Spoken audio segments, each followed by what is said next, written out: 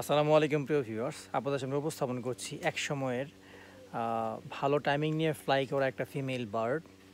তো কবুতর বাজারা যখন কবুতর আপনাদের সামনে শো করে দেখবেন একটা জিনিস কমন থাকে, সেটা হচ্ছে এই দম। মানে দমটা লক থাকবে, আমি কিন্তু ধরি নাই দম, ঠিক আছে? দেখেন দমটা লক থাকবে। আর পাখাগুলো যখন দেখাবে, পাখায় কোনো গ্যাপ দেখবেন না। মানে যত কবুতর আছে যে ইয়ং বার্ডগুলো যে শো করে, ভালো ভালো রেজাল্ট করে, ফার্স্ট সেকেন্ড থার্ড প্রাইস নিয়ে থাকে, দেখবেন ওই কবুতরগুলোর মধ্যে একটা জিনিস কমন, সেটা হচ্ছে পাখায় কোনো গ্যাপ থাকবে না, পাখায় গ্যাপ নাই। ভালো কবুতরের মানে পয়েন্টগুলোর মধ্যে একটা পয়েন্ট হচ্ছে এটা। আর বগল পাখাটা যত বেশি বড় কার্ভ হয়ে দিকে চলে আসবে, ওইটা আর কি আপনার কবুতরটা ব্যালেন্স থাকে বেশি ভালো। আর বাইবেট থাকলে তো কথাই নাই। আচ্ছা, যাই হোক, তো একটা সময়ের খুব ভালো টাইমিং নিয়ে ফ্লাই করা আমার বাসার বার্ড, আর ওর ভিতরে প্রায় 4টা ব্লাড। ওর হিস্ট্রিটা আমি জানি।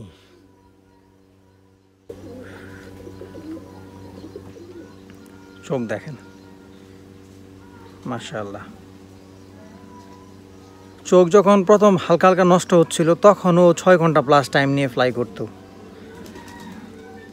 ওর হিস্ট্রিটা আমি জানি এবং আমি নিজ চোখে দেখেছি সাহেব ভাইয়ের বাসায় যেয়ে, সেই জন্য বলছি। কবুতরটা সাহেব ভাই আমাকে দিয়েছিল, খুবই সুন্দর ফ্লায়ার বার্ড ছিল, যদিও একটা চোখ নষ্ট হয়ে যায়।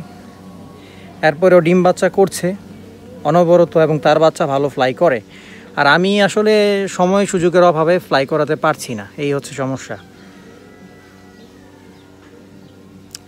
একটা ভালো কবুতরের সকল বৈশিষ্ট্য তার মধ্যে আছে, সকল। এবং তার থেকে ভালো কিছু পাওয়া, ফিডব্যাক নেওয়া অবশ্যই সম্ভব। যারা কবুতর বাজ আছে, কবুতর দেখে চিনে, তারা বুঝতে পারবে। তো বার্ডটার জন্য সবাই দোয়া করবেন। আমি এক জোড়া বেবি করাবো ফ্লাই করানোর জন্য।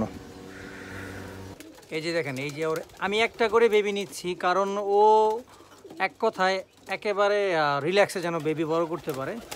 আরেকটা বেবি অন্যটা তলে চেলে দিই। এই যে একটা বেবি, ওরই বেবি। আর এই যে একটা ফোস্টারিং করে দেই। তো ওর কাছ থেকে এক পেয়ার বেবি নিব ফ্লাইং করার জন্য। ওর বিষয়ে তো জানা আছে। দোয়া করবেন সবাই, ওর জন্য বেঁচে থাকে, ডিম বাচ্চা এমন করতে পারে আরও।